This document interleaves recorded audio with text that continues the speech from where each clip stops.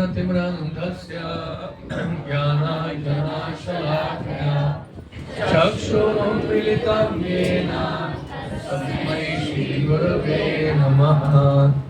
श्रीचैतन्यमनोभीष्टं स्थापितं येन भूतले स्वयं रूपः कदा मह्यं ददाति स्वपदान्तिकम्। वाञ्छाकल्पतरुभ्यश्च कृपासिन्धुभ्यैव च पतितानां पावनेभ्यो वैष्णवेभ्यो नमः। जय श्री कृष्ण चैतन्य प्रभु नित्यानंद श्री अद्वैत गदाधर शिवासादि गौर भक्तवृंद। हरे कृष्णा कृष्णा कृष्णा हरे हरे, हरे राम राम राम हरे हरे।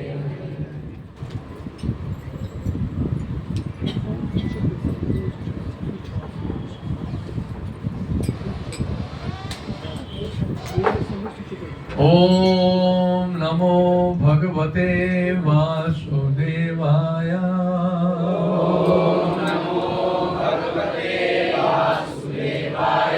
ओम नमो भगवते वासुदेवाय।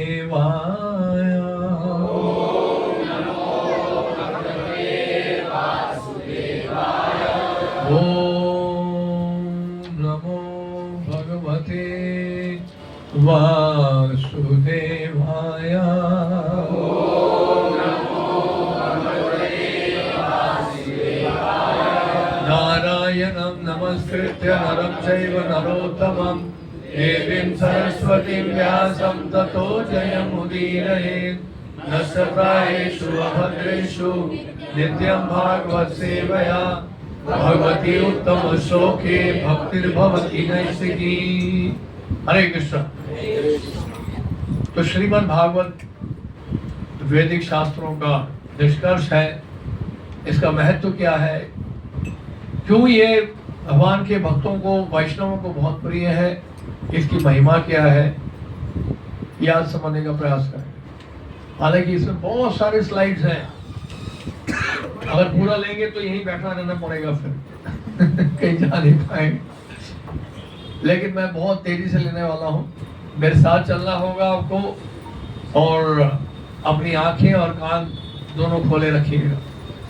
ये सामने स्क्रीन में दिख रहा है, तो आपकी नजर यहाँ होनी चाहिए, कान यहाँ होना चाहिए, आंखें वहाँ होनी, ठीक है? ठीक है ना? तो ये यहाँ पर दिखाया जा रहा है कि श्रीमद् भागवत कौन कौन से अवसरों पे ये कथा कही गई। विशेष रूप से सुखदेव गोस्वामी ने परीक्षित महाराज को कथा कब कही, ठीक है ना?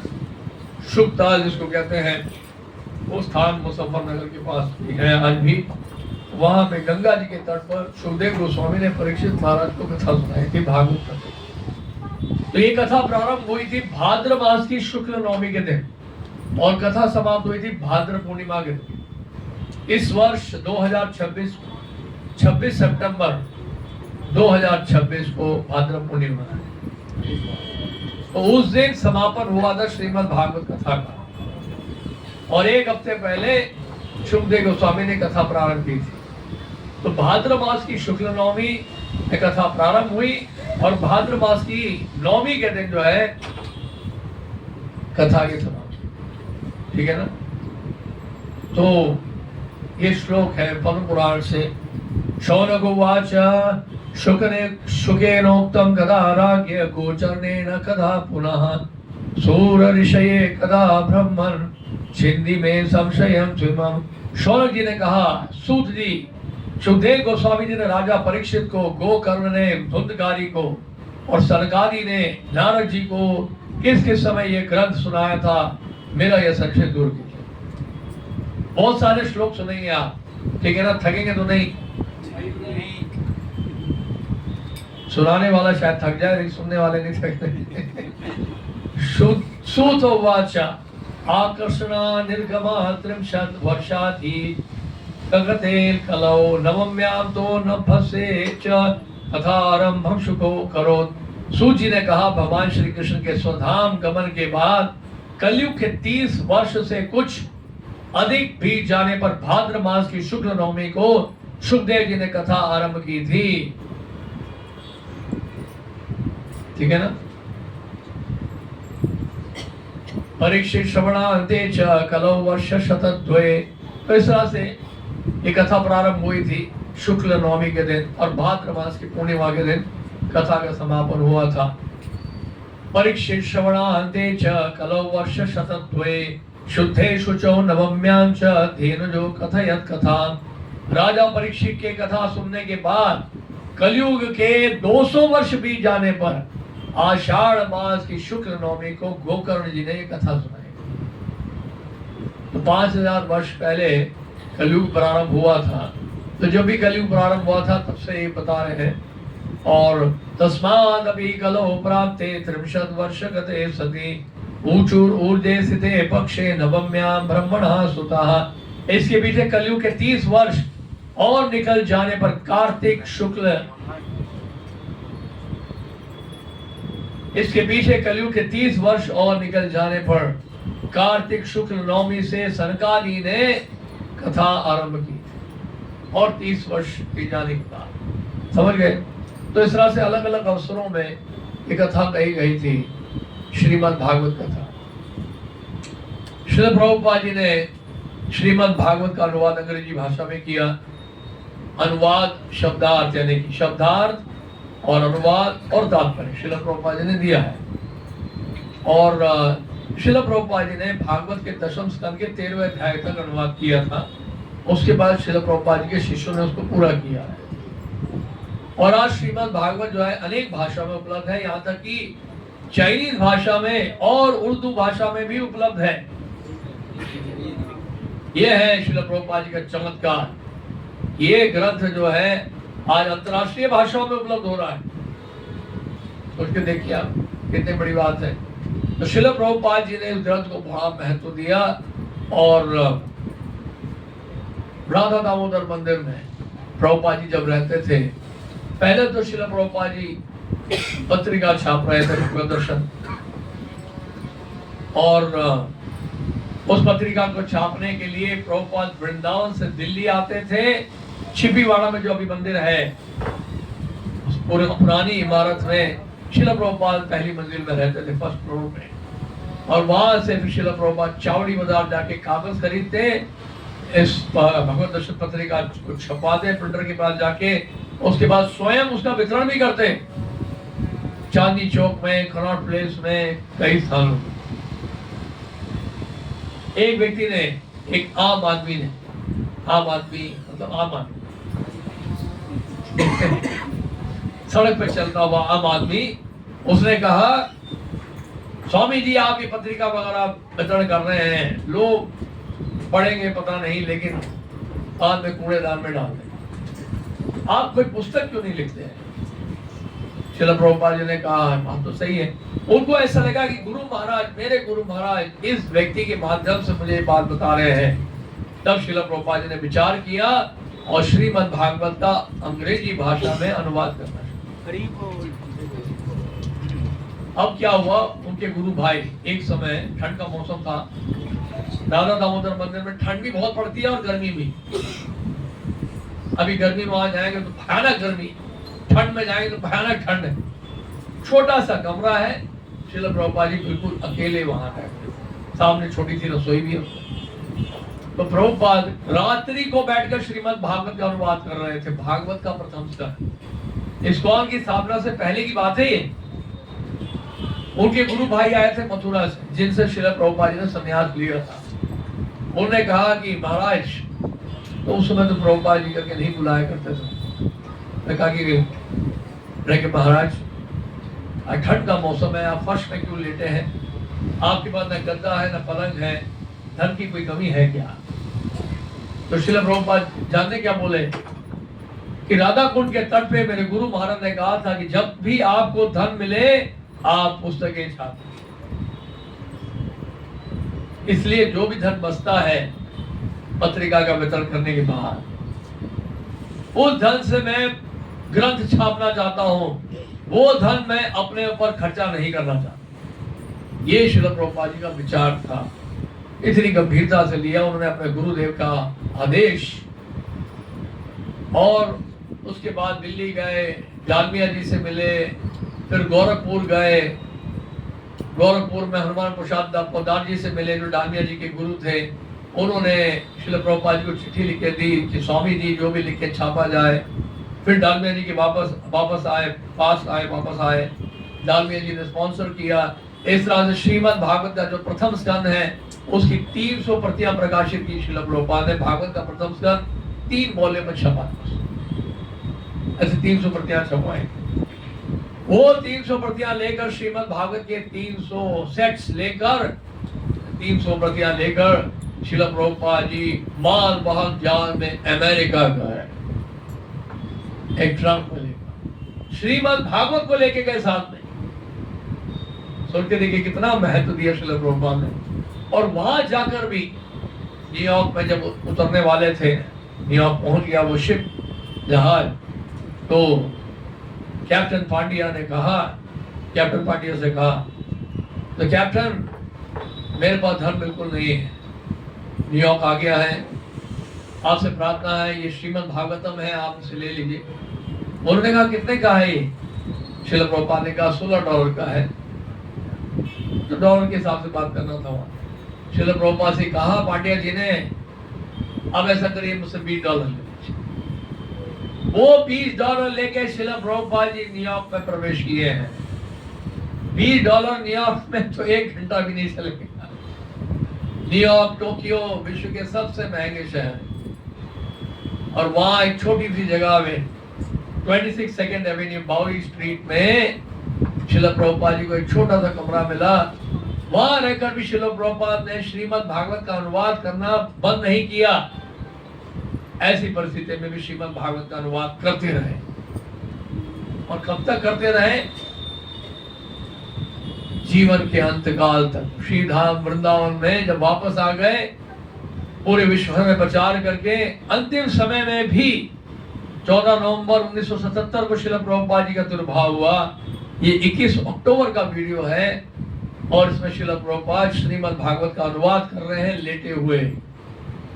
क्योंकि श्रील प्रभुपाद जी के जितने भी ऑर्गन्स हैं, लिवर है, किडनी है, कुछ भी ठीक से काम नहीं करता। हड्डियां थी केवल शरीर में।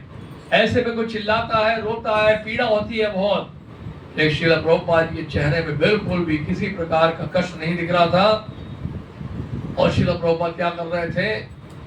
जो संस्कृत की टीकाएं हैं पूर्ववर्ती आचार्यों की, उन टीकाओं को एक शिष्य सुनाता और श्रील प्रभुपाद जी क्या करते हैं? लेटे लेटे उसका अनुवाद भी कर रहे हैं, उसका तात्पर्य भी आचार्यों की टीकाएं सुनते। ये जानते कौन सा है? स्कंद है। ये है लेटे हुए जो कर रहे हैं, यह श्रीमद् भागवत का दशम स्कंद 13वां अध्याय ब्रह्म विमोहन लीला।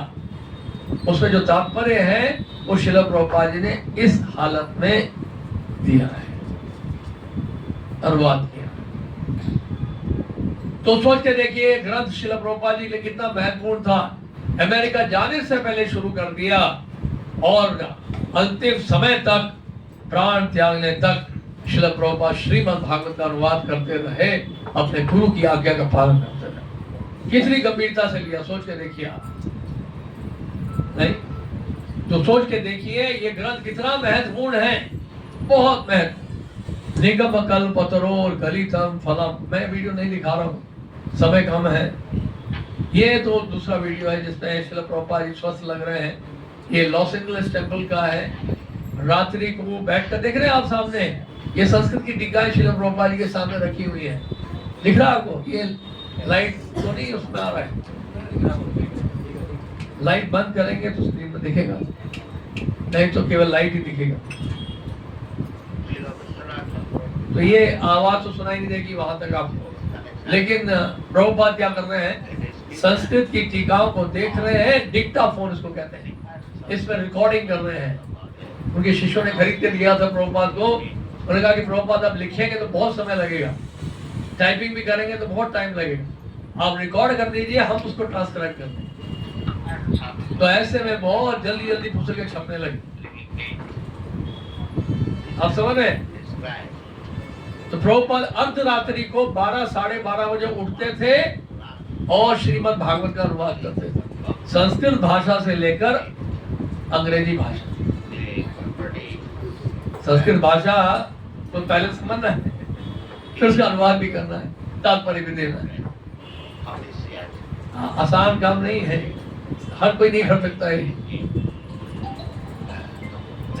ये रात्रि को बैठे हैं, अर्धरात्रि को 12:30 1 बजे प्रभुपाद केवल 2-2.5 घंटा सोते थे, 10 बजे विश्राम करने के जाते थे, 12 साढ़े 12 बजे उठे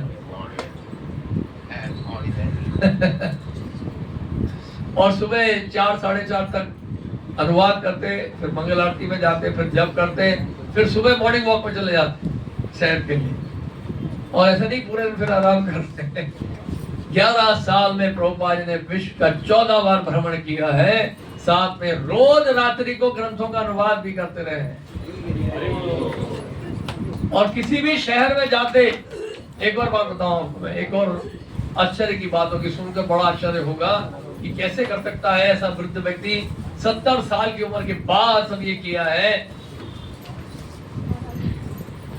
जिस शहर में भी जाते, विदेशों में भी, अब जाएंगे अमेरिका जाएंगे, यहाँ तो रात्रि का समय हो रहा है, अमेरिका में सुबह हो रहा है कि नहीं? तो समय बदल जाता है अलग अलग देशों में, अलग अलग राज्यों में। नहीं, हमारे अभी एक प्रभु जी थे, वो गए थे, पता नहीं कहाँ गए थे, यूरोप, रशिया में, कहीं रशिया नहीं सिया, इसमें कजाकिस्तान को नहीं कहा, वो कहता रात को 12 बजे तक सूर्यास्त होता 12 बजे या 9 बजे, पता नहीं कैसे कुछ कह रहे थे कि 9 बजे तक जो है सूर्य का प्रकाश रहता है। तो सब उल्टा है। तो वहां पे श्रील प्रभुपाद जी, लेकिन अब देखिए, आप यहाँ से गए और 15.5 घंटे का सफर है, अमेरिका का डायरेक्ट फ्लाइट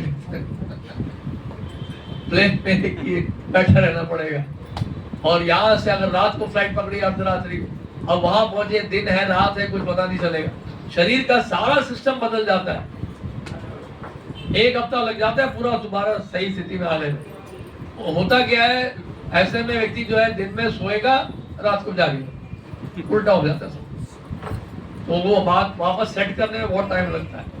लेकिन श्रील प्रभुपाद जी कैसे व्यक्ति थे, वो जिस शहर में भी जाएंगे केवल घड़ी की सुई बदलते थे बस, और जो अनुवाद, उनका जो ट्रांसलेशन का टाइम होता था रात के 12:30 बजे, वो उस समय शुरू कर देते। भले कोई सभी शहरों पूरे विश्व में उनका शेड्यूल वही रहता था। समझ में क्या कहना चाह, उनका शेड्यूल वही रहता था, और वही सुबह 6 बजे चलाएंगे, वॉक पे चले। वो कैसे करते थे तो वो तो वही जानते हैं, हम नहीं समझ सकते, साधारण व्यक्ति नहीं कर सकता है। तो ये सब जो श्रील प्रभुपाद जी ने 11 वर्ष में पूरे विश्व भर में फैलाया है, ये सामान्य है या साधारण व्यक्ति का कार्य नहीं है, ये तो भगवान के द्वारा भेजे गए। अद श्री भागवत अर्थ आस्वादो यथा प्रथमे निगम कल्पतरोर गलितम फलम सुख मुखात। ठीक है ना, थोड़ा सा अंधेरा है लेकिन दिख रहा है, लाइट की जरूरत नहीं है, उससे गर्मी भी कम लगेगी। आप सुख मुखाद अमृत द्रव्य समृतम पिबत भागवतम रसम आलयम मुहुरहो रसिका भूमि भावुकाहा। हे विज्ञ एवं भावुक जनों, वैदिक साहित्य रूपी कल्प वृक्ष के पके हुए फल श्रीमद् भागवत को जरा चखो तो ये श्री सुखदेव गोस्वामी के मुख से निसृत हुआ है, अतः और भी अधिक रुचिकर हो गया है। यद्यपि इसका अमृत रस मुक्त जीवों समय समस्त जनों के लिए पहले से आस्वाद्य था। तो रसिक कौन है यहाँ पर? सुखदेव गोस्वामी। तो भक्ति रस का आस्वादन जो करते हैं वो रसिक कहा जाता है। और श्रील प्रभुपाद जी के तात्पर्य ने तो इस श्रीमद् भागवत को और मधुर बना दिया। अब ये जो भागवत यहाँ बता रहे, सुनना नहीं है, क्या करना है यहाँ पर? पीबत भागवतम, ये श्रीमद् भागवत को तो पीना है क्योंकि रस से जब तुलना की गई है, इसको पके हुए फल यानी रस जो है, रस से जब तुलना की जा रही है कि रसास्वादन करना है, तो रसास्वादन कैसे करेंगे? पी के करेंगे। पीबत भागवतम रसमालयम मुहुर अहो रसिका भुवि भाव। जीवन पर्यंत जीवन जो है इस भागवत का रसास्वादन करेंगे। रसमालयम का मतलब है केवल ये जीवन तक सीमित तक नहीं है, जीवन पर्यंत जीवन जो है श्रीमद् भागवत कथा का रसास्वादन किया जाए। ये वैदिक शास्त्रों का पका हुआ फल है। समझ रहे आप? वैदिक शास्त्रों को पढ़कर अगर उलझन में पड़ जाए तो दुखी मत होइएगा। निष्कर्ष अगर जानना चाहते हैं तो श्रीमद् भागवत पढ़िए, सारा उलझन सारी समस्याएं दूर हो जाए। निष्कर्ष श्रीमद् भागवत में कृष्णे सुधामोपगते धर्म ज्ञानादिभिः सह कलो नष्ट दिशामेश पुराणार्को धुनोदितः। यह श्रीमद् भागवत पुराण सूर्य के समान तेजस्वी है और धर्म ज्ञान आदि के साथ भगवान श्री कृष्ण के अपने धाम चले जाने के तुरंत बाद का उदय हुआ। जिन मनुष्यों ने कलयुग में ज्ञान के गहन अंधकार के कारण अपनी दृष्टि खो दी है, उन्हें इस पुराण से प्रकाश प्राप्त हो। तो भगवान कृष्ण तो अप्रकट हो गए, भगवान अपने धाम में चले गए, है कि नहीं? और कलयुग प्रवेश कर रहा था। तो ऐसे में क्या किया जाए? भगवान कृष्ण जो है स्वयं ग्रंथ के रूप में प्रकट हो गए। ज्ञान भी चला गया, धर्म भी चला गया, सब चला गया, लेकिन क्या किया भगवान श्री कृष्ण ने? अपने आप को श्रीमद् भागवत के रूप में प्रकट कर। तो ये जो श्रीमद् भागवत है ये भगवान श्री कृष्ण से अभिन्न है। एक भागवतम का वाचित दीजिएगा।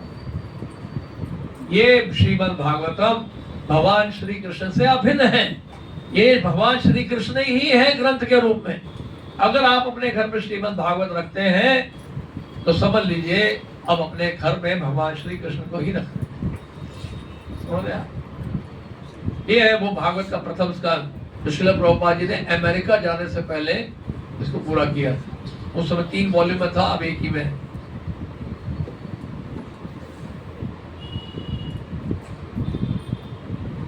इसमें बहुत सारे श्लोक सुनने पड़ेंगे आप। श्रीमद् भागवत का ये श्लोक है, भागवत का प्रथम स्कंद प्रथम अध्याय दूसरा। धर्म प्रोजित कैटपत्र परमो निर्मत्सराणाम सताम वेद्यम वास्तवमत्र वस्तु शिवदम तापत्रयम् उन्मूलनम श्रीमद् भागवत महामुनि कृते किं वा परेरीश्वरः सद्यो हृदि अवरुध्यते अत्र कृति भी शुश्रूषुभि दक्षिणा। मतलब क्या है? ये श्रीमद् भागवत पुराण भौतिक कारणों से प्रेरित होने वाले समस्त धार्मिक कृत्यों को पूर्ण रूप से बहिष्कृत करते हुए सर्वोच्च सत्य का प्रतिपादन करता है, जो पूर्ण रूप से शुद्ध हृदय वाले भक्तों के लिए बोधगम्य है। यह सर्वोच्च सत्य वास्तविकता है जो माया से पृथक होते हुए सबके कल्याण के लिए है। ऐसा सत्य तीनों प्रकार के संतापों को समूल नष्ट करने वाला है। महामुनि श्री व्यासदेव द्वारा अपनी परिपक्व अवस्था में संकलित यह सुंदर श्रीमद् भागवत पुराण ईश्वर साक्षात्कार के लिए अपने आप में पर्याप्त है। तो फिर अन्य किसी शास्त्र की क्या आवश्यकता? जैसे ही कोई ध्यान पूर्वक तथा विनीत भाव से श्रीमद् भागवत के संदेश को सुनता है, वैसे वैसे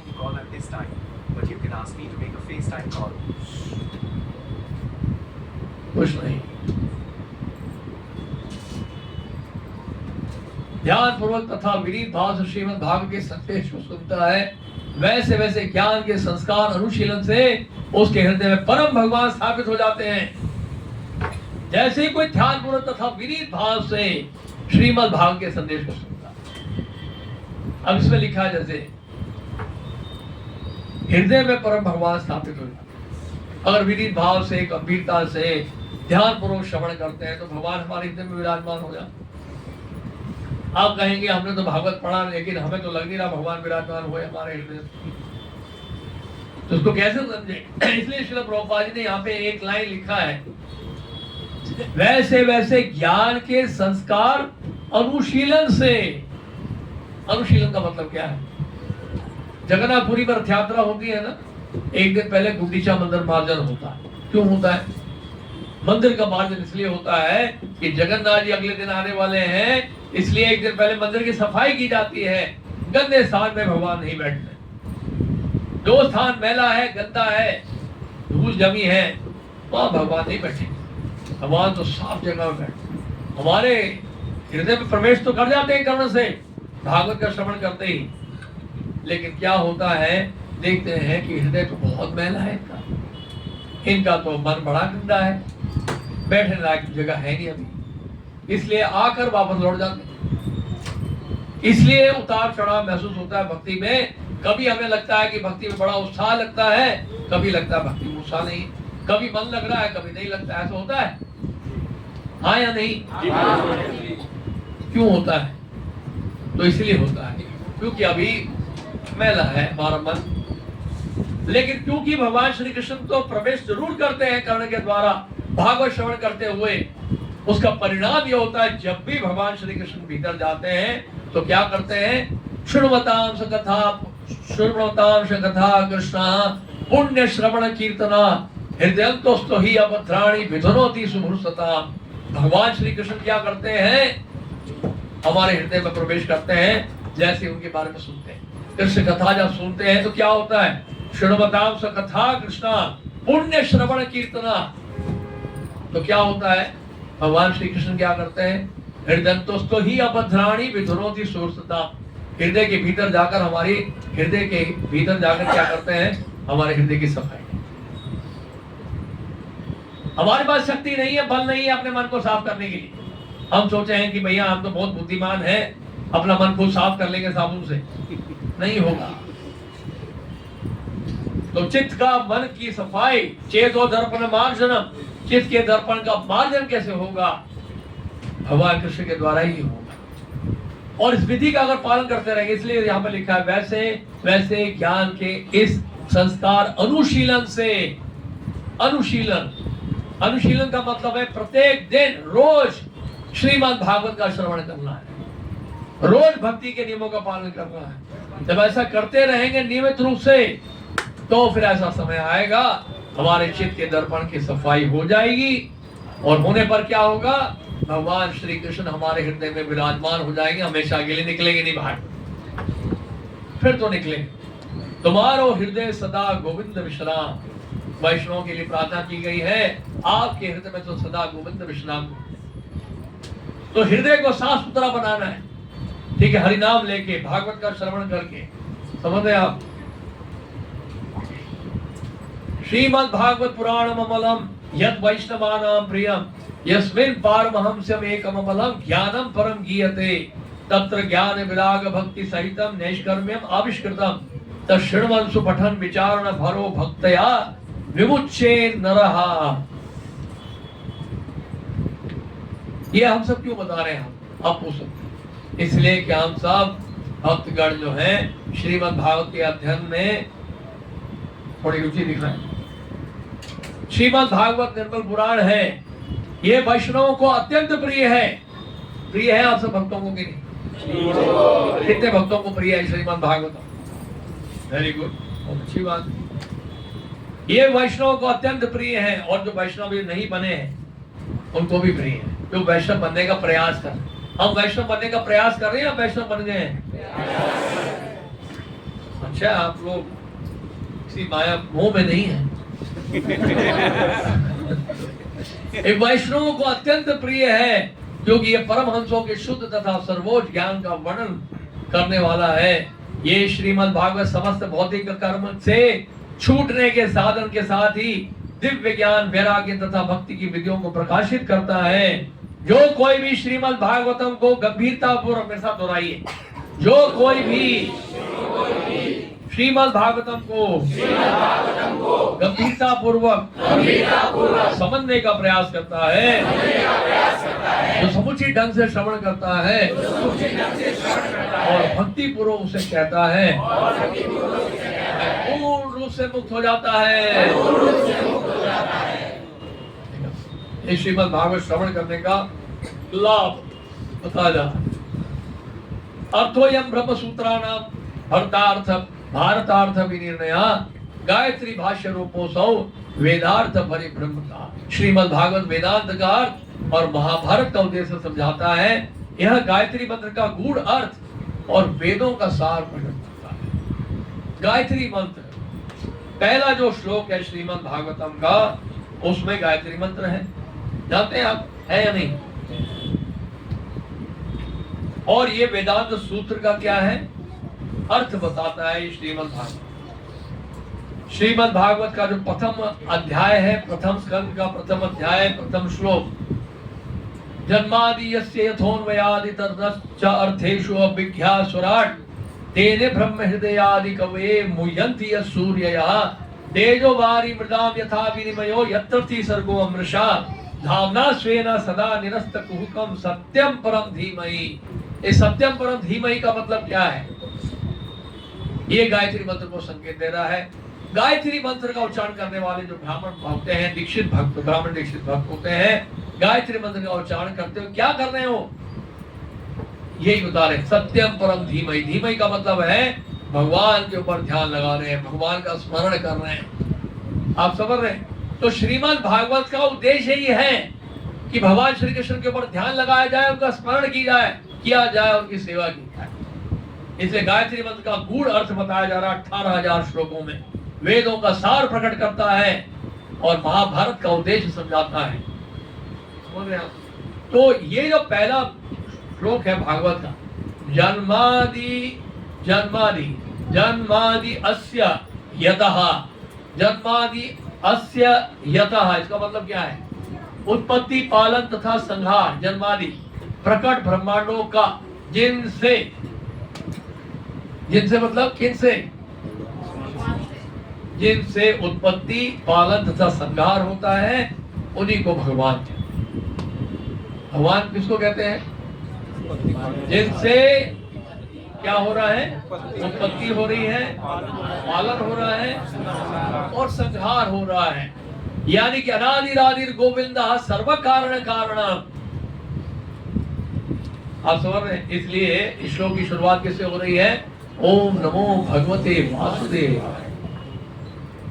इसी बात को स्थापित करने के लिए इस वेदांत सूत्र की व्याख्या की है श्रील व्यास देव जी ने 18,000 श्लोक, इसी बात को साबित करने के।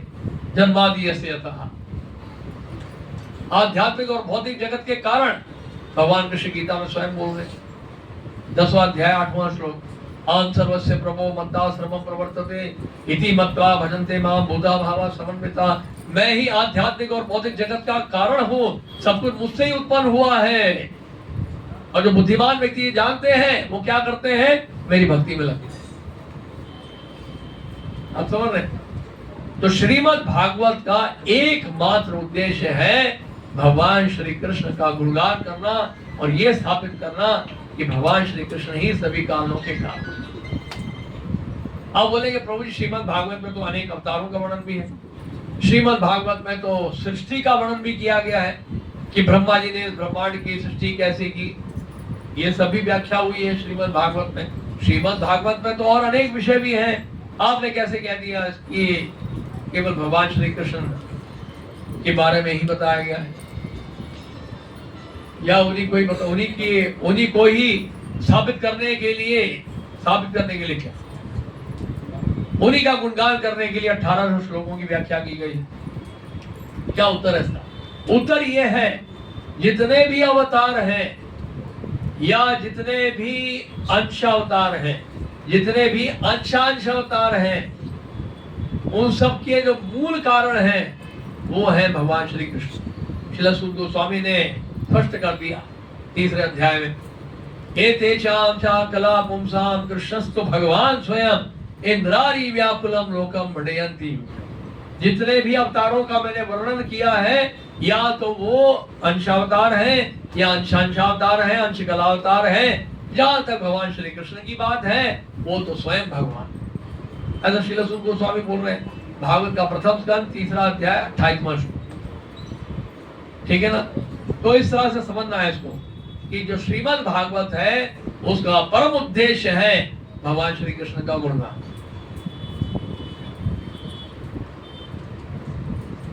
चलिए कुछ श्लोक मैं छोड़ रहा हूं क्योंकि समय कम है हमारे पास, फिर कभी समय मिलेगा तो दोबारा सुना दें। किंबा भागवता धर्माना प्रायेण निरूपिता प्रिया परमहंसाना ता एव ही अच्युत प्रिया। श्रील व्यासदेव जी ने महाभारत की रचना की थी श्रीमद् भागवत से पहले। उससे पहले उन्होंने अन्य ग्रंथों की रचना की। 4 वेदों का विभाजन उन्होंने 4 भाग में कर दिया, यजुर्वेद, सामवेद, ऋग्वेद, अथर्ववेद। व्यासदेव जी के लिखने से पहले शास्त्र जो है लिखे नहीं जाते थे, उस समय द्वापर युग में, उससे पिछले युगों में भी ऐसे लोग होते थे जो सुनने मात्र से ही सब कुछ याद हो जाता था। सुनने मात्र से ही सब कुछ याद कर लेते। आप बोलता है सुनने मात्र से सब कुछ याद, क्योंकि आप कलयुग में हो, हम सब कलयुग में हैं। हम सब कलयुग में होने के कारण हमारी बुद्धि क्या है? मंद बुद्धि है। प्रायेण अल्पायुषः कलौ अस्मिन् युगे जनाः मंदा सुमंद मतयो मंद भाग्यायुपादृता। हमेशा झगड़ालू हैं, है कि नहीं? दुर्भाग्यशाली हैं। छोटी छोटी बातों में कलह बन जाता है, झगड़ा हो जाता है। मंद बुद्धि के हैं, इतने बुद्धिमान नहीं है, याद ही नहीं होता कुछ, लिखने पर भी याद नहीं होता है। लिख लिख के कई नोटबुक खत्म कर दिए, अब तो मोबाइल फोन में लिखने लग गए सब कुछ, फिर भी याद नहीं हो रहा लिखने के बाद भी। बुद्धि भ्रष्ट हो चुकी है हम सबकी, कुछ लोगों को छोड़कर। लेकिन उस समय कोई सुन लेता था, उसको पूरा याद हो जाता था, कोई लिखने की जरूरत ही नहीं। ऐसे ऐसे लोग थे उसे श्रुतिधर कहते थे, श्रुतिधर। तो व्यास जी ने कलयुग आने वाला था तो उन्होंने समझ लिया कि कलयुग में ऐसे लोग होंगे, भैया बिना लिखे काम नहीं चले। तो उन्होंने शास्त्रों को लिखना शुरू किया, वेदों को 4 भागों में बांट दिया, और वेदों में सम्मिलित है, उपनिषद है, 18 पुराण है, महाभारत है, ये सब ग्रंथों की रचना करते। लेकिन व्यासदेव जी संतुष्ट नहीं हुए, फिर भी दुखी रहे। किंबा भागवता धर्माना प्रायेण निरूपितः प्रियः परमहंसानां ता एव हि अच्युत प्रियः। हो सकता है ऐसा इसलिए क्योंकि पहले उन्होंने कई पुराण लिखे थे, 18 पुराण है ना। हो सकता है ऐसा इसलिए हो कि मैंने श्री भगवान की भक्ति का विशेष रूप से कोई संकेत नहीं किया, जो सिद्ध जीवों तथा अच्युत श्री भगवान दोनों को प्रिय। श्रीमद् भागवत लिखने से पहले तो व्यास जी इतना कुछ लिख दिए थे, 4 वेद उन्होंने लिख दिए, 18 पुराण लिख दिए, फिर भी व्यास जी खुश नहीं।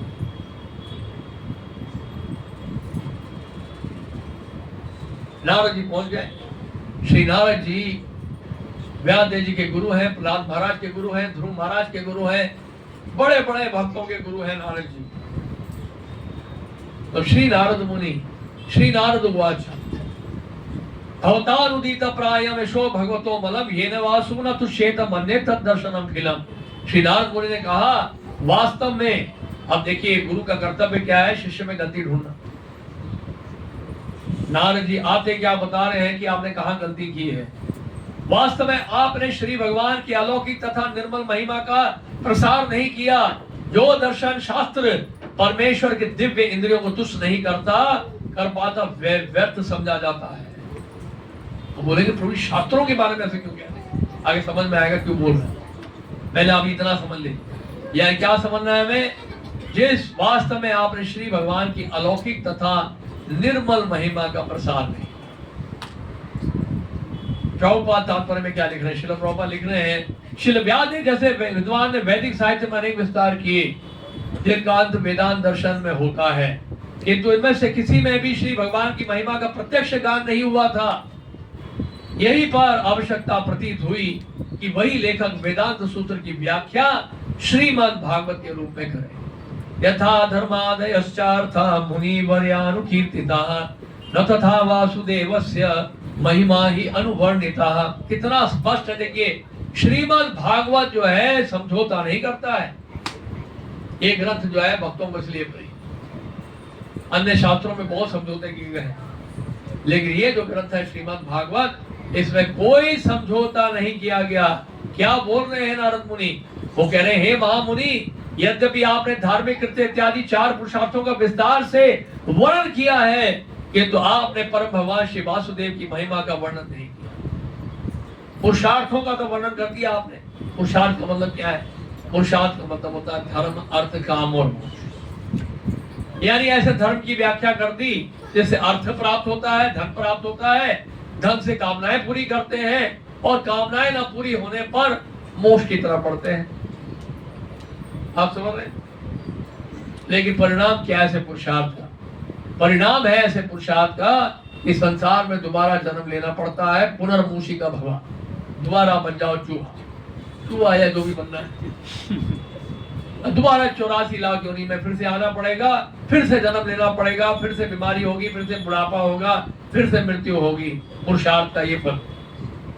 धर्म अर्थ काम मोक्ष। मोक्ष का मतलब क्या है? एक लोमड़ी जंगल में है, अंगूर का पेड़ देखा, अंगूर खाने की कोशिश कर रही है, बार बार उछल रही है, उसका अंगूर मिल नहीं रहा है, मुंह में आ नहीं रहा अंगूर। और अंत में लोमड़ी का निष्कर्ष क्या था? क्योंकि मुझे अंगूर खाने को नहीं मिला, इसलिए अंगूर खट्टे हैं। तो इस तरह से लोग संसार छोड़ना चाहते हैं, मुक्ति की तरफ, मोक्ष की तरफ बढ़ना चाहते हैं। ये मोक्ष थोड़ा हुआ, ये तो संसार से भाग रहे हैं आप। श्री नारद मुनि ने तुरंत समस्या का कारण बता दिया। श्रील व्यासदेव के विषाद का मूल कारण के द्वारा पुराणों के विविध संस्करणों में जानबूझकर श्री भगवान की महिमा के वर्णन की उपेक्षा करना था। यद्यपि उन्होंने सामान्य ढंग से श्री भगवान श्री कृष्ण की महिमा का वर्णन किया तो था, किंतु उतना नहीं जितना कि धर्म, अर्थ, काम तथा मोक्ष का वर्णन किया था।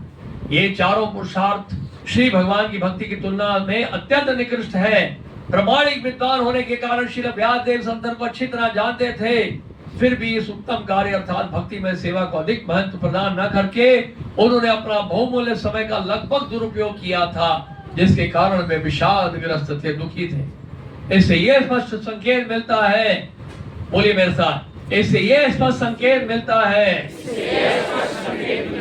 श्री भगवान की भक्ति में लगे बिना कोई भी अधिक प्रसन्न नहीं रह सकता। और संसार की सारी डिग्रियां प्राप्त कर लो, पीएचडी कर लो, कुछ भी करना है कर लो, लेकिन जब तक भगवान की शरण में नहीं आओगे हमारा मन संतुष्ट नहीं होगा। ये पक्का है, गारंटीड है, निश्चित है। अब समझ रहे? इसलिए प्रभुपाद जी के गुरु महाराज श्रील भक्ति सिद्धांत से ठाकुर, प्रभुपाद जी के गुरु महाराज, प्रभुपाद जी सत्यवादी थे, स्पष्ट बोलते थे। उनके गुरु महाराज तो और भी ज्यादा कड़क थे। उन्होंने कहा कि लाखों और करोड़ों जन्मों तक वेदांत दर्शन को पढ़ लो और तब भी आप परम सत्य को समझ नहीं पाओगे, बड़ा कठिन है उनको समझ। लेकिन अगर आपने श्रीमद् भागवत को अच्छे से पढ़ लिया, अच्छे से समझ लिया, तो भगवान श्री कृष्ण को बहुत अच्छे से समझ पाए। श्रीमद् भागवत ग्रंथ का महत्व बताया। और क्या बताया उन्होंने जानते हैं? विश्व के जितने पुस्तकालय हैं, दिल्ली में हो, मुंबई में हो, अमेरिका में हो, यूरोप में हो, बड़े बड़े लाइब्रेरीज हैं, कई मंजिलों में पुस्तकालय हैं, हजारों लाखों की तादाद में पुस्तकें रखी गई हैं, अलग अलग विषयों के ऊपर रखी गई है कि नहीं, अलग अलग सब्जेक्ट्स के ऊपर, है ना। असंख्य किताबें, असंख्य किताबें। और श्रील प्रभुपाद जी ने, ये गुरु महाराज ने कहा, विश्व की जितने भी पुस्तकालय हैं, उसमें जितनी भी पुस्तकें हैं, अगर वो जल के राख भी हो जाए तो कोई नुकसान नहीं है, अगर आपके पास केवल श्रीमद् भागवतम। श्रील प्रभुपाद जी गुरु महाराज बिल्कुल स्पष्ट सत्य बोलते। अब यहां पर इस श्लोक में तो नारद जी ने और स्पष्ट बता दिया, डायरेक्ट। जुगुप्सितम धर्म कृते अनुशासता स्वभाव रक्तस्य महान व्यतिक्रमः यद वाक्यतो धर्म इति तरह स्थितो न मन्यते तस्य निवारणम जनाः। सामान्य मनुष्यों में भोग करने की स्वाभाविक प्रवृत्ति होती है कि नहीं? अगर आप शास्त्र नहीं भी पढ़े हैं, सांसारिक व्यक्ति हैं बिल्कुल 100%, तो स्वाभाविक प्रवृत्ति होती है, भोगने की प्रवृत्ति होती है, तृप्ति की प्रवृत्ति होती है, स्वाभाविक होती है। लेकिन आपने क्या किया है? आपने धर्म के नाम पर उन्हें वैसा करने हेतु और प्रोत्साहित कर दिया। ये तो और गड़बड़ हो गया। आपने लीगलाइज कर दिया। जानते लीगलाइज करने का मतलब क्या होता? लीगलाइज का मतलब है कि ऐसे कई इलाके हैं जहाँ पे मकान बनाना मना है, वहाँ मकान बना लिया आपने, और क्योंकि कई सालों से वहां रहते हैं तो सरकार सोचती है तो कितना तोड़े हम, बहुत घर हो गए हैं, तो चलो इसको लीगलाइज कर दे। समझ रहे? तो धर्म के नाम पर आपने क्या किया है? धर्म के नाम पर उन्हें वैसा करने है तो और प्रोत्साहित कर दिया कि आप क्या करो, वैदिक शास्त्रों में बताया गया जो नियम है उसका पालन करो। कर्म कांड सेक्शन है वेदों का, और कर्म कांड के सेक्शन में कई यज्ञ बताए गए हैं, वो यज्ञ करो, पुण्य करो, दान करो, बहुत कुछ करो, समाज सेवा करो, अच्छे काम करो, और क्या होगा, आपको सुख सुविधा प्राप्त होगी, बड़े मकान मिलेंगे, बड़ी दुकानें मिलेंगी, बड़ी बड़ी गाड़ियां मिलेंगी, बड़ा परिवार मिलेगा, अच्छा परिवार मिलेगा, बहुत अधिक धन मिलेगा, बैंक बैलेंस बढ़ेगा, सब बढ़ेगा, और अंततः स्वर्ग लोग भी जा सकते हैं। तो ये धर्म के नाम पर क्या हुआ, और बढ़ावा दे दिया, मोटिवेट कर दिया। लेकिन समस्या क्या है, क्योंकि वह फिर क्या बोल रहा है अगले लाइन में, देखिए नारद जी, ये अत्यंत घृणित तथा अत्यंत अनुचित है। ये है श्रीमद् भागवत, जो सत्य बोलेगा, सच बोलेगा, कोई मिलावट नहीं है इसमें, कोई खिचड़ी नहीं है इसमें। श्रीमद् भागवत स्पष्ट बोलता है वास्तविक सच्चाई क्या है।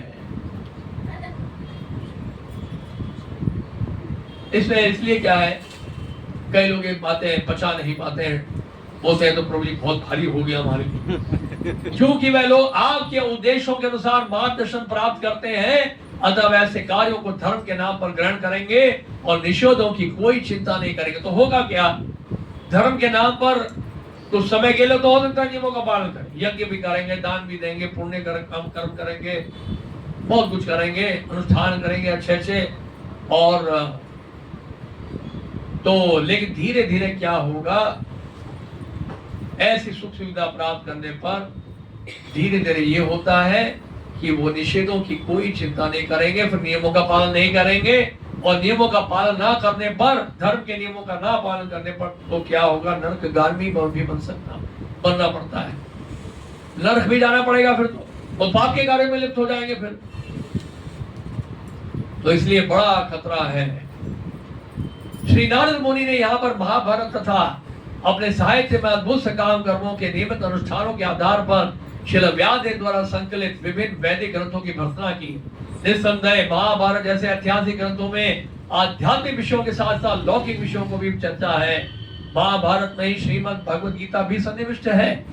महाभारत की संपूर्ण विचारधारा की अंतिम परिणति श्रीमद् भगवद गीता के इस सर्वोत्तम उपदेश के रूप में होती है कि मनुष्य को समस्त काम त्याग कर भगवान श्री कृष्ण के चरणार बिंदों की शरण पूर्ण रूप से स्वीकार करनी चाहिए। तो श्रीमद् भगवद गीता में 700 श्लोक हैं, महाभारत में सब मिलाकर 1 लाख से अधिक श्लोक, और भगवद गीता केवल 700 श्लोक। अधिकांश चर्चा किसकी हो रही है, धर्म अर्थ काम मोक्ष की चर्चा हो रही है। पुरुषार्थ की चर्चा महाभारत में हो रही है।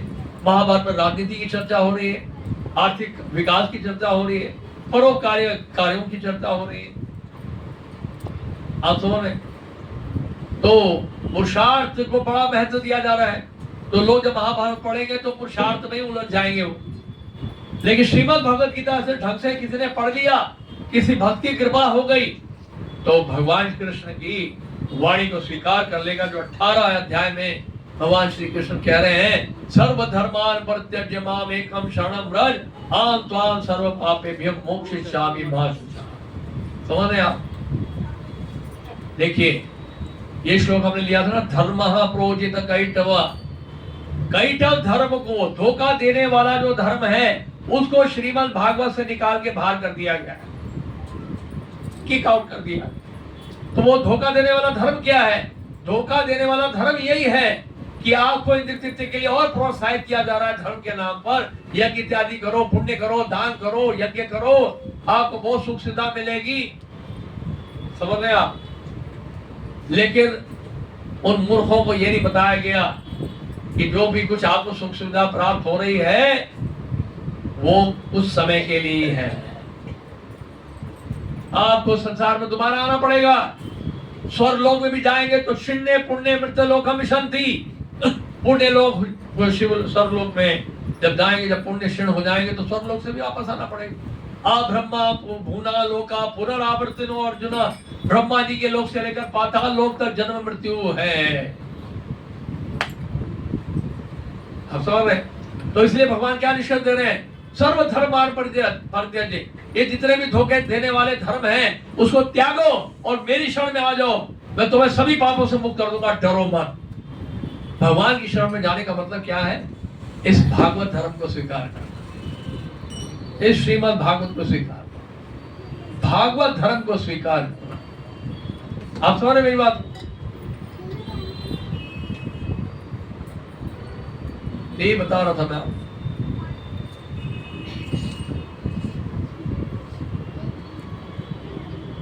लेकिन भौतिकवादी प्रवृत्तियों वाले मनुष्य राजनीतिक, आर्थिक तथा परोपकारी कार्यों में अधिक रुचि रखते हैं, जिनका उल्लेख महाभारत में और मुख्य विषय अर्थात श्रीमद् भगवद गीता के प्रति कम रुचि दिखाते हैं। परोपकारी कार्य में क्या दिक्कत है प्रभु जी? समाज सेवा करना तो अच्छी बात है। समाज सेवा जानते क्या है?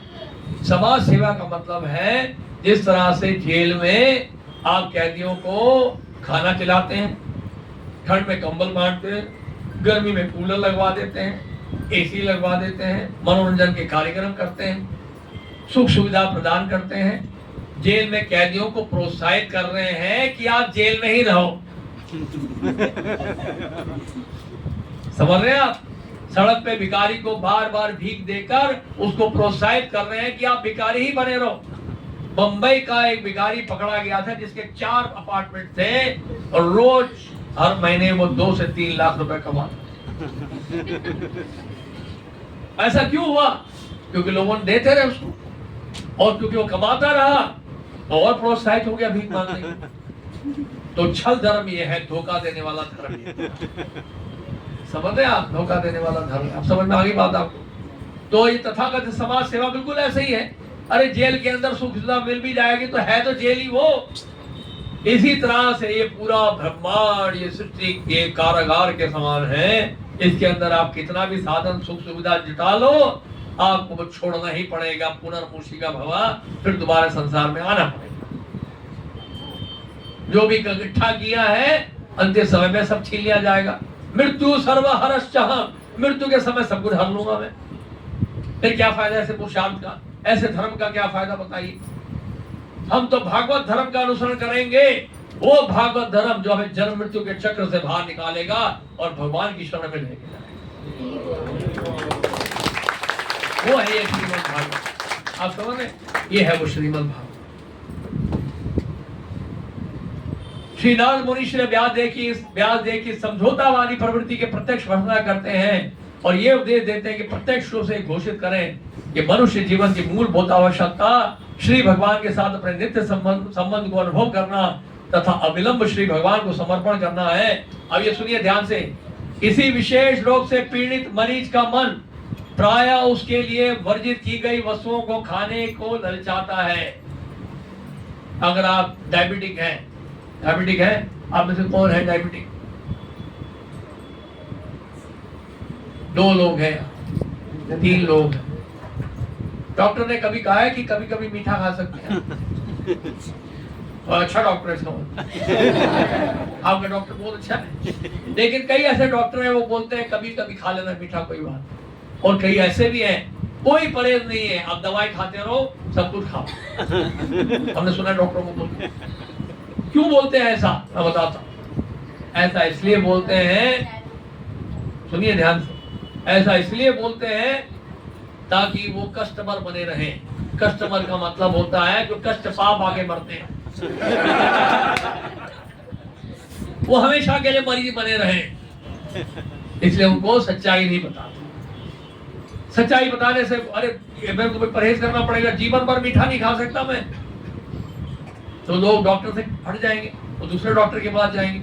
और जो डॉक्टर बोलेगा कि परहेज मत करो, कुछ भी खा सकते हो, बहुत अच्छा डॉक्टर है, देखिए कितनी सारी दवाइयां लिख दी है उसने, पिछले 10 साल से मैं दवाई खा रहा हूं, कितना बड़ा डॉक्टर है। उसने कभी भी मुझे परहेज के लिए नहीं कहा, ये मेरा असली हितैषी। और वो उसने कहा मुझे ये नहीं खाओ, वो नहीं खाओ। कितना कमजोर हो गया हूं मैं। यहाँ पर श्रील प्रभुपाद क्या लिख रहे हैं? किसी विशेष रोग से पीड़ित मरीज का मन प्राय उसके लिए वर्जित की गई वस्तुओं को खाने को ललचाता है, लेकिन दक्ष चिकित्सक कभी भी मरीज से समझौता करके उसे थोड़ी मात्रा में भी कुपथ्य ग्रहण करने की अनुमति नहीं देता। समझ गया? तो वो दक्ष चिकित्सक कौन है? ये है वो श्रीमद् भागवत। श्रीमद् भागवतम वो दक्ष चिकित्सक है जो जिसमें कोई समझौता नहीं किया गया है। आप समझ रहे हो? जिसमें कोई समझौता नहीं किया गया है। श्रील प्रभुपाद जी जब अमेरिका गए, यूरोप गए या विदेशों में गए, प्रभुपाद जी ये नहीं कहा कि आप 4 नियम 3 नियम पालन करो, भीड़ इकट्ठी करनी है। प्रभुपाद जी ने बिल्कुल समझौता नहीं किया। प्रभुपाद से बोला आप अमेरिका आए हैं, यहाँ के लोग आपके बातें नहीं समझ पाएंगे, आप तो उनको बोल रहे हैं छुरी कांटा ये सब त्यागो, और धोती पहनो, माताएं साड़ी पहने, ये सब अमेरिका में नहीं चलेगा, कोई आपको सुनेगा नहीं। श्रील प्रभुपाद ने कहा, जानते क्या बोला प्रभुपाद ने? अगर मैं एक भी भक्त नहीं बना सका कोई दिक्कत नहीं है, लेकिन मैं सिद्धांत में समझौता नहीं करूंगा। मैं वापस चला जाऊंगा भारत, लेकिन सिद्धांत में कभी मैं समझौता नहीं, भले कोई भक्त ना। मुझे भीड़ नहीं इकट्ठी करनी, एक सूर्य एक चंद्रमा पर्याप्त है, इतने सारे व्यर्थ बेकार तारों का क्या फायदा? एक सूर्य पर्याप्त है। इसलिए एक शुद्ध भक्त बन जाए, एक शुद्ध भक्त, बस मैं समझूंगा कि मेरा आंदोलन सफल। फायदा क्या बताइए भीड़ इकट्ठा करके? कोई सब्जी मंडी छोड़ना है? जो सब्जी लेना है ले लो भैया। ऐसे कई हैं, बताना नहीं चाहता उनका नाम, पंडाल कार्यक्रम में लाखों लोग बैठे हैं, हजारों लोग बैठे हैं, जिसको जो मंत्र चाहिए ले लो भैया आके बस। है कि नहीं? ऐसे बहुत सारे लोग तो बोलते हैं तो बड़े अच्छे हैं, हमें तो यही मंत्र चाहिए था, हमें तो यही मंत्र चाहिए था, मुझे तो यही मंत्र चाहिए था। तो वहां तो लोग आएंगे, और कोई नियम नहीं है, आप ये मंत्र बोलते रहो और सब कुछ करते रहो। वाह, ऐसे ही तो गुरु की तलाश थी मुझे। लेकिन श्रीमद् भागवतम ऐसा नहीं है, श्रील प्रभुपाद जी हमारे ऐसे नहीं थे, हमारे गुरुजन ऐसे नहीं हैं, वो कभी भी समझौता नहीं करते हैं। 4 नियम है तो 4 नियम है, 3 नहीं हो सकते कभी भी। 16 माला का जप है तो है, 16 माला का जप कम से कम करना ही पड़ेगा, कोई समझौता नहीं है उसमें। इसको कहते हैं भागवत धर्म। अब ये बहुत सारी बातें हैं, समय बहुत कम है, इसमें ये बताया गया है कि श्रीमद् भागवत और भगवान श्री कृष्ण में कोई भी अंतर नहीं। तो इस पद्म पुराण के श्लोक में क्या लिखा है सुनिए। मैं उस परम भगवान श्री कृष्ण की वंदना करता हूँ जो समस्त देवताओं के आदि स्रोत हैं, करुणा के धाम हैं, जिनका दिव्य स्वरूप तमाल वृक्ष के समान श्याम वर्ण है, और जो अपनी ध्वनि अवतार श्रीमद् भागवतम के रूप में प्रकट हुए हैं। श्रीमद् भागवत भगवान श्री कृष्ण का साहित्यिक अवतार है, जो जन्म और मृत्यु के सागर को पार करने के लिए भटकते हुए जीवों के लिए एक सेतु का समान है। श्रीमद् भागवत के 12 स्कंद हैं, जो श्री कृष्ण के दिव्य शरीर के 12 अंगों के समान। ये जो हाथ में रखा ना मैंने श्रीमद् भागवत, पहला और दूसरा स्कंद उनके कमल जैसे चरण हैं। अपने सर पर चरण रख लिए भगवान के, ये चरण है भगवान। तीसरा और चौथा स्कंद उनकी कमल समान जंघाएं हैं। 5वां स्कंद उनका कमल नाभि है। 6वां स्कंद उनका वक्ष और कंधे हैं। 7वां और 8वां स्कंद उनके कमल जैसे भुजाएं हैं। 9वां स्कंद उनका कंठ है। 10वां स्कंद उनका सुंदर कमल मुख है। 11वां स्कंद उनका ललाट है और 12वां स्कंद उनका मुकुट है। यानी कि श्रीमद् भागवत स्वयं भगवान श्री कृष्ण है। ये पुराण है, पद्म पुराण का श्लोक नहीं पढ़ रहा समय बचाने के लिए। ये ब्रह्मवर्ष पुराण में ये बताया गया है कि 18 पुराणों को 3 भागों में विभाजित किया गया। 6 पुराण है सत्वगुण में, 6 पुराण है रजोगुण में, 6 पुराण है तमोगुण में। सत्वगुण में कौन कौन से पुराण है सुनिए। विष्णु पुराण, आदित्य पुराण, भागवत पुराण, गरुड़ पुराण, पद्म पुराण और वराह पुराण। रजोगुण में आने वाले पुराण कौन से हैं? ब्रह्मांड पुराण, ब्रह्मवर्त पुराण, मार्कंडेय पुराण, भविष्य पुराण, वामन पुराण और ब्रह्म पुराण। तमोगुण में आने वाले पुराण है स्कंद पुराण, मत्स्य पुराण, कूर्म पुराण, लिंग पुराण, शिव पुराण और अग्नि पुराण। यानी कि आप जो गुण में है, जिस गुण में है, उस पुराण के प्रति आकर्षित हो। समझ गया? मान लीजिए आप सत्व गुण में है तो ये जो 6 पुराण दिए हैं इसके लिए आकर्षित होंगे। रजोगुण में है तो ये जो 6 पुराण दिए हैं उसके लिए आकर्षित होंगे, उसको पढ़ने के लिए आकर्षित होंगे। तमोगुण में है तो ये जो 6 पुराण दिए हैं उसको पढ़ने के लिए आकर्षित होंगे। यानी उसमें जो विधि दी है, उसमें जो नियम बताए उसको पालन करेंगे। ये बिल्कुल वैसे ही मैंने बताया ना कि सब्जी मंडी है, बहुत सारी सब्जियां रखी हैं, तो जो जिसको खरीदना खरीद लो। इन 18 पुराणों को पढ़कर निष्कर्ष नहीं मिलेगा, आप उलझन में फंस जाएंगे। फिर क्या करें? जो पुराण सत्वगुण में है वे परम भगवान श्री कृष्ण की महिमा का गुणगान करते हैं। जो रजोगुण में है वे ब्रह्मा जी का, जो इस ब्रह्मांड की सृष्टि करता है, स्तुति करते हैं। और जो तमोगुण में है वे अग्नि, शिव और दुर्गा की महानता का वर्णन करते हैं। इसके अतिरिक्त कई अन्य शास्त्रों में सप्त, रज और तम के मिश्रण होते हैं। वे सरस्वती, लक्ष्मी जैसे देवताओं की पूजा के साथ साथ पितरों की पूजा और अनेक अन्य निम्न धार्मिक विधियों को भी बढ़ावा देते हैं। तो ये सब पढ़कर तो पूरा खिचड़ी बन जाएगा। इसलिए तो व्यास जी को नारद जी कह रहे हैं आपने जो है धर्म के नाम पर और प्रोत्साहित कर दिया उनको इंद्र तृप्ति करने का, इन ग्रंथों की रचना करके आपने मोटिवेट कर दिया, इतनी सुविधा प्रदान कर दिया आपको कि गुणों के साथ अनुसार शास्त्रों को विभाजित कर दिया, और जिस शास्त्र से जो इच्छा पूरी होती है, जो आपकी इच्छा है उस शास्त्र को पढ़ के इच्छा पूरी हो जाए। ये तो बहुत बढ़िया हो गया। सब्जी मंडी में जा रहे हैं, जो सब्जी चाहिए मिल गई। आपके लिए क्या मना है, क्या खाना चाहिए क्या नहीं खाना चाहिए, कोई मतलब, जिसको जो खरीदना खरीद। आप समझ इस बात।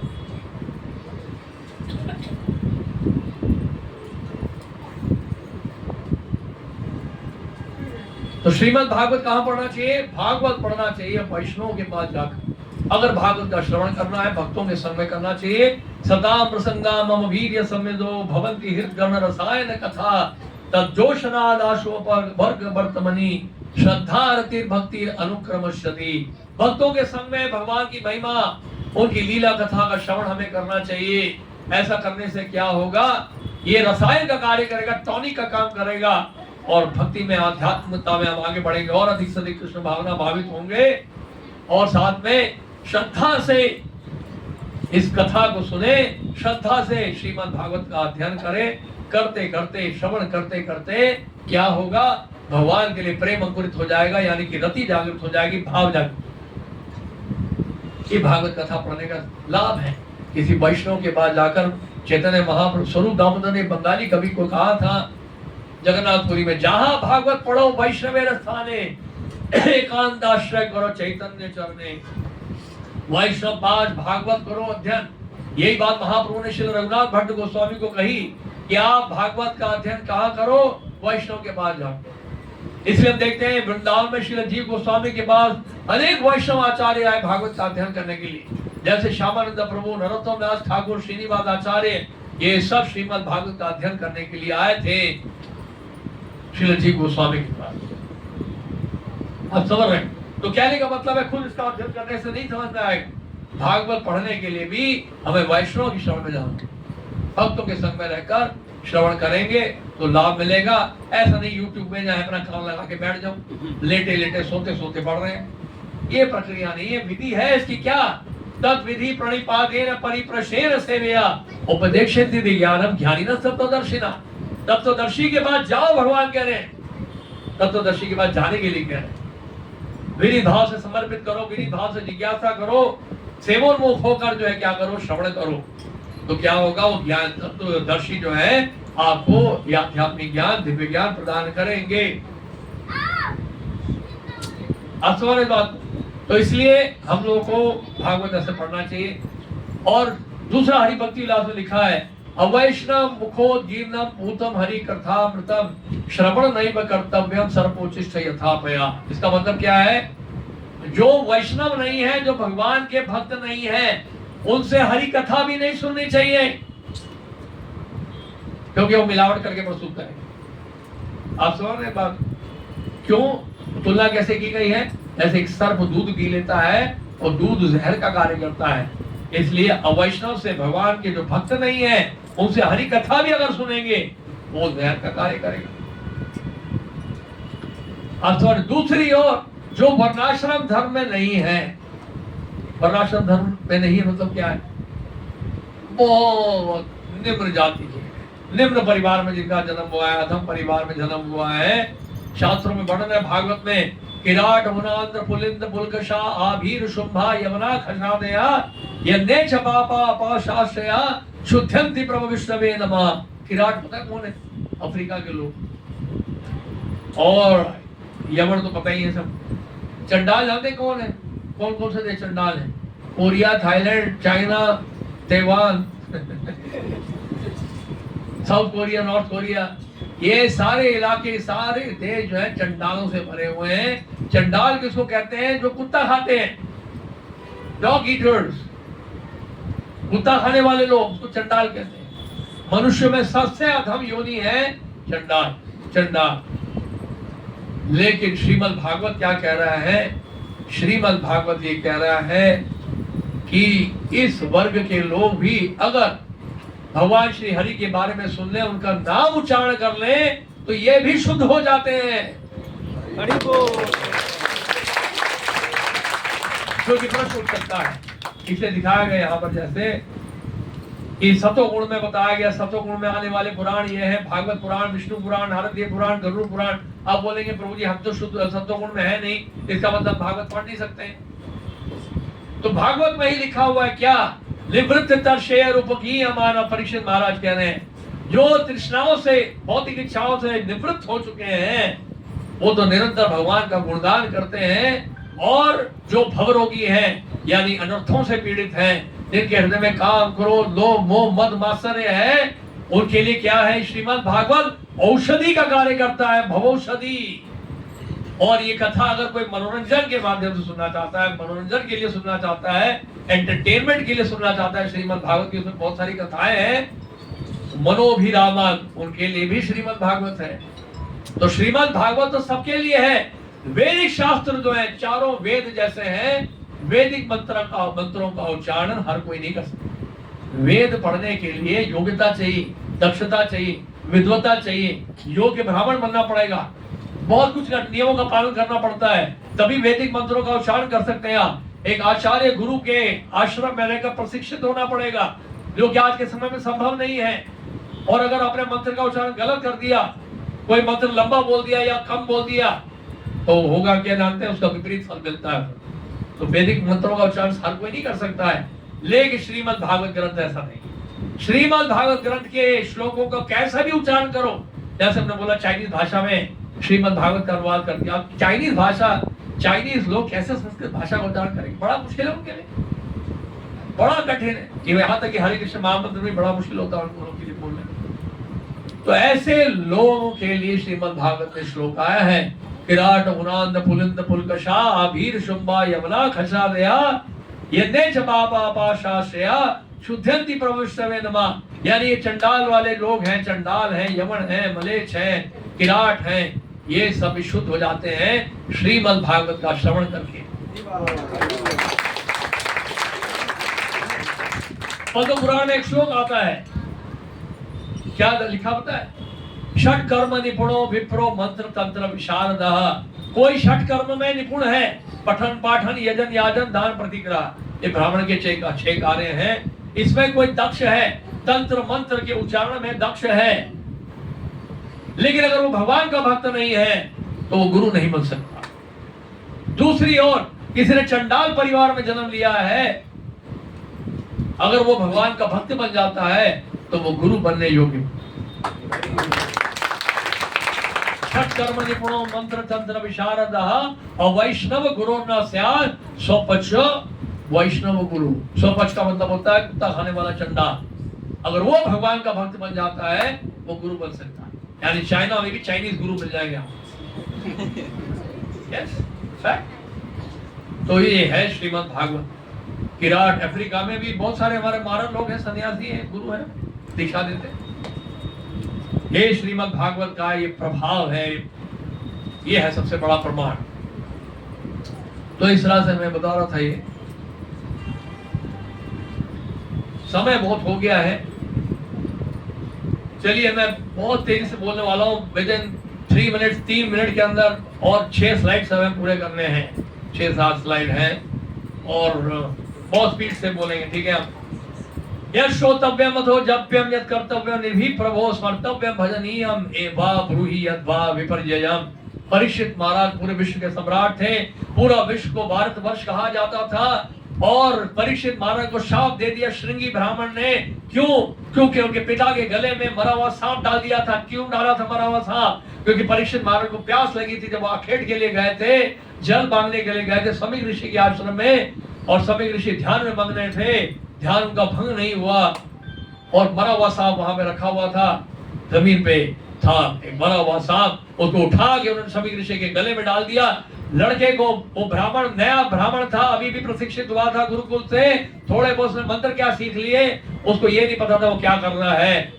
परीक्षित महाराज जैसे भागवत को शाप दे दी, जो पूरे पृथ्वी के सम्राट हैं, सोचा भी नहीं किसको शाप दे रहे हैं। नौसिखिया बालक था, जोश तो था, होश नहीं था उसको। आप समझ रहे? तो फिर क्या हुआ?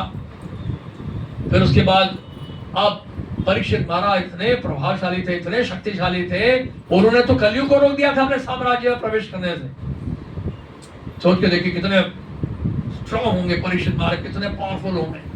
लेकिन परीक्षित महाराज ने भगवत इच्छा के रूप में, ये भगवत इच्छा है, भगवत कृपा है, ऐसा सोचकर उन्होंने उस शाप को स्वीकार कर लिया कि तक्षक सब के द्वारा 7 दिनों में उनकी मृत्यु हो जाएगी। और परीक्षित महाराज ने क्या किया? पूरे विश्व के जो सम्राट थे, पूरा साम्राज्य त्याग कर बिना चिंता किए चले गए गंगा जी के तट पर संतों का, साधुओं का संग करने के लिए। क्या करने के लिए?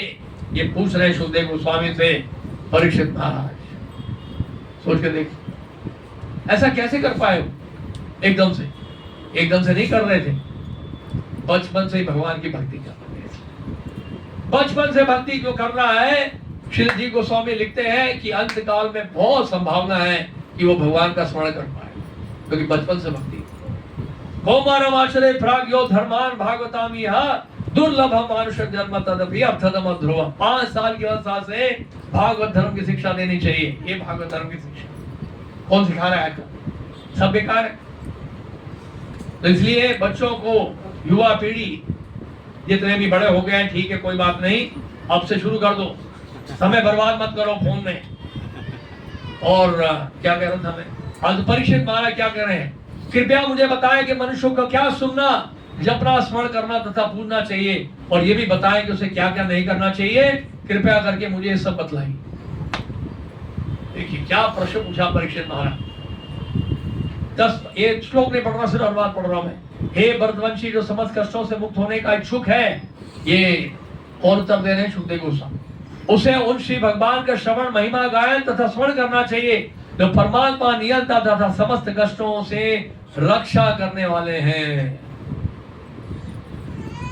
द्वापर युग के अंत मैंने अपने पिता श्रील द्वैपायन व्यासदेव से श्रीमद् भागवत नाम के इस महान वैदिक साहित्य के अनुपूरक ग्रंथ का अध्ययन किया था, जो समस्त वेदों के समान है। शुद्धदेव गोस्वामी कह रहे हैं, मैंने अपने पिता से सुना।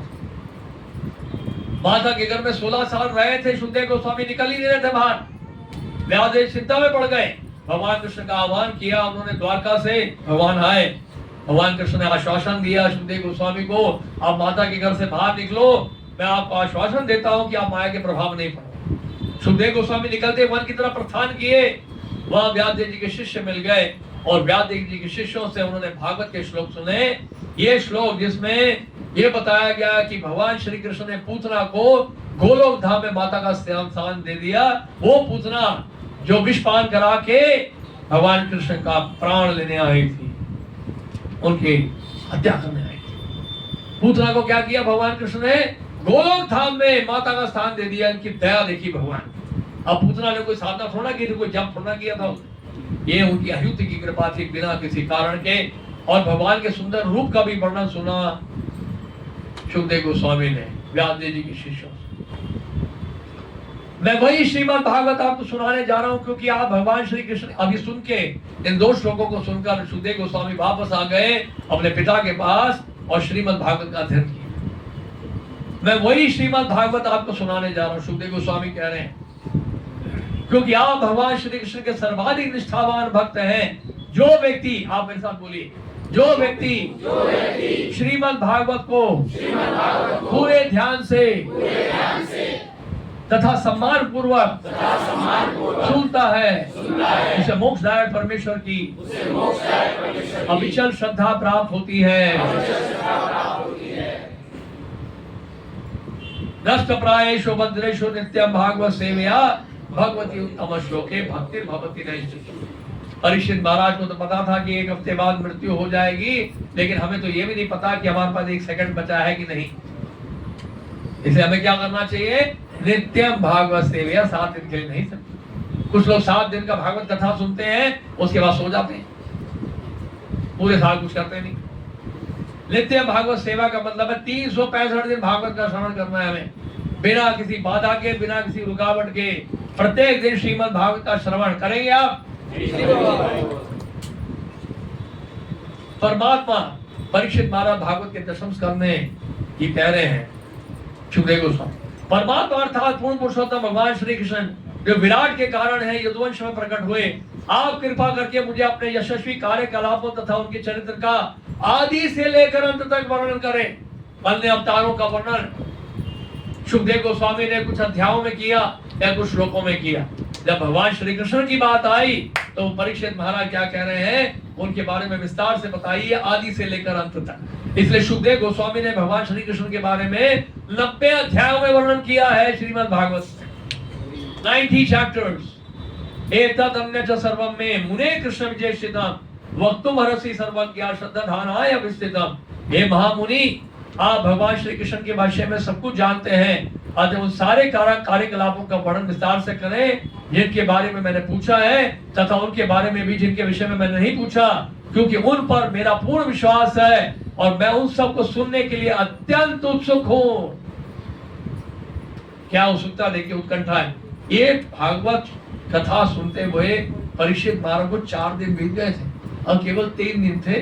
ये भागवत का दशम स्कंद है, दशम स्कंद पहुंच गए थे सुखदेव गोस्वामी और मृत्यु के नजदीक है बहुत, केवल 3 दिन रह गए हैं। और परीक्षित महाराज क्या कह रहे हैं कि मैं सुनने के लिए बड़ा उत्सुक, आप विस्तार से बताइए। अब देखिए आगे और क्या कह रहे हैं। नैषाति दुस्सहा शृण्माम त्यक्तोदम अपि बाधते पिबंतम तोम मुखाम भोजो च्युतम हरि कथाम। वो परीक्षित महाराज जो प्यास लगने पर शमिक ऋषि के आश्रम में गए, प्यास बुझाने के लिए जल मांगा था उन्होंने, मरवासा उनके गले में डाल दिया था। और वही परीक्षित महाराज श्रीमद् भागवत का श्रवण करने के बाद क्या कह रहे थे, मृत्यु द्वार पर होते हुए अपने व्रत के कारण मैंने जल ग्रहण करना भी छोड़ दिया है, फिर भी आपके कमल मुख से निकले कृष्ण कथा रूपी अमृत का पान करने से मेरी असह्य भूख तथा प्यास मुझे किसी तरह भी नहीं सता रही। वही परीक्षित महाराज क्या बोल रहे हैं, ना जल पिया, एक बूंद पानी नहीं पिया, ना एक अन्न का दाना लिया। परीक्षित महाराज 7 दिन, अभी 4 दिन हुए हैं, 4 दिन लगातार श्रीमद् भागवत सुन रहे हैं सुखदेव गोस्वामी। और सुखदेव गोस्वामी भी कथा कर रहे हैं बिना प्यास, बिना पानी पिए, बिना कुछ खाए। समझ रहे आप?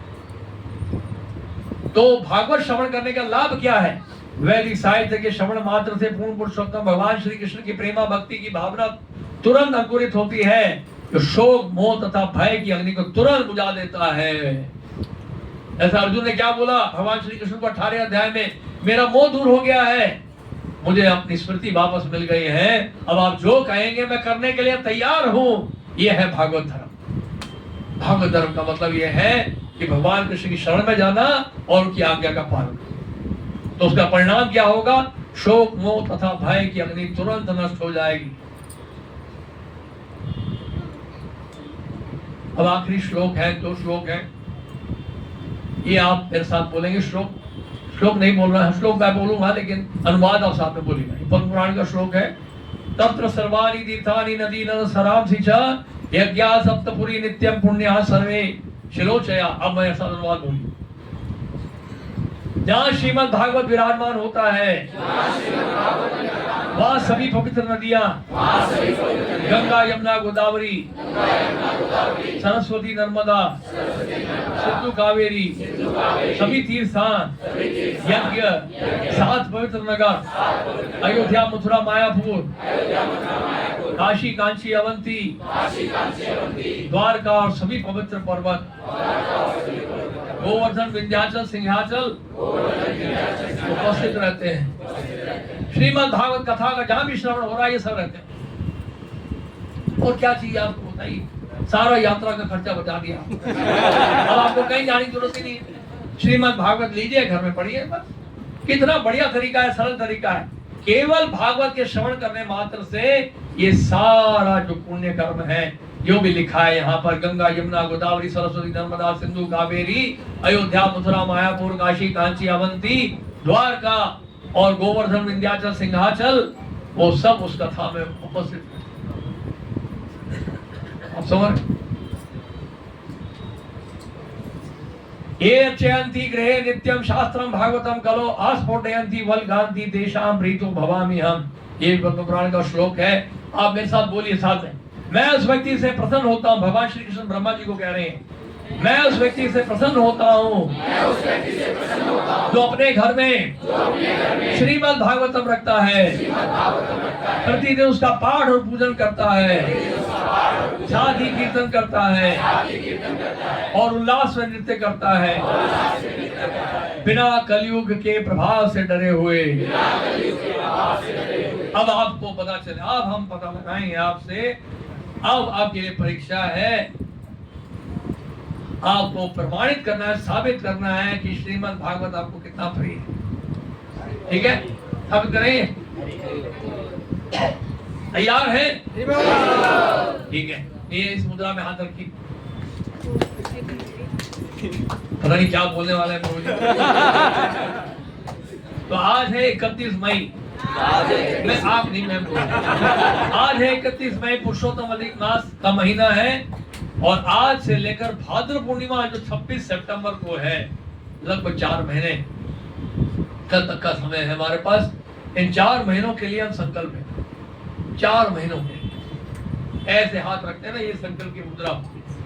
ठीक है, क्या बोलना है, क्या कहना है? मैं सब बोली।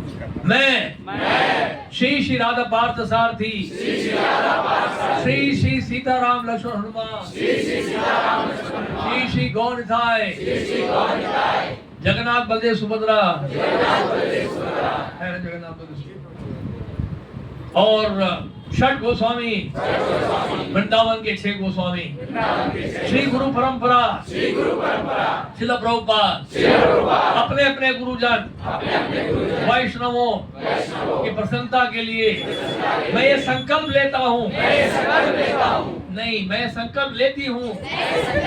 हाँ, आप सोचेंगे भाई हम बच गए, आपके लिए भी है।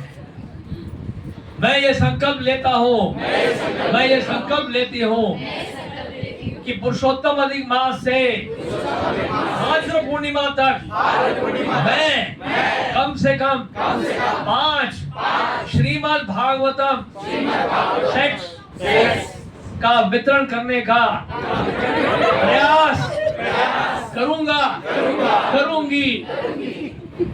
अब पता चलेगा कितना सही है। समझ गया? अब इस परीक्षा में आप सफल होते हैं या नहीं देखते हो। हमारा स्लोगन क्या है इस वर्ष, सुनिए बड़े ध्यान से। उधर देखिए, पूरे इस्कॉन में इस वर्ष 1,08,000 भागवतम सेट वितरण करने का संकल्प लिया गया है। अच्छा लग रहा है? आपके पास भेजेंगे पोस्टर, लगा लीजिएगा कहीं। ठीक है, तो ये शुरुआत तो हो ही गई है, कई जगह जा रहे हैं, कई लोग भक्त लोग ले भी रहे हैं, वितरण भी कर रहे हैं इसका। तो ये संकल्प आप सब लीजिए, आपसे प्रार्थना है, प्रयास करेंगे तो सफलता मिलेगी। एक बार मेरे साथ बात बोलिए, ठीक है? बोलेंगे, डरिए मत, आप बड़ा सोचा, डरो मत। कितना किया था, बोलिए मेरे साथ, कितना कर रहे हैं, कितना करेंगे, ये आवश्यक नहीं है। क्या आवश्यक है फिर ना, किसके लिए कर रहे हैं, ये आवश्यक है। हरि गुरु वैष्णव की प्रसन्नता के लिए हमें करना है। ये भाव रखते हुए हमें श्रीमद् भागवत का प्रचार करना है, तो भगवान बड़े प्रसन्न होंगे। धन्यवाद आप सब।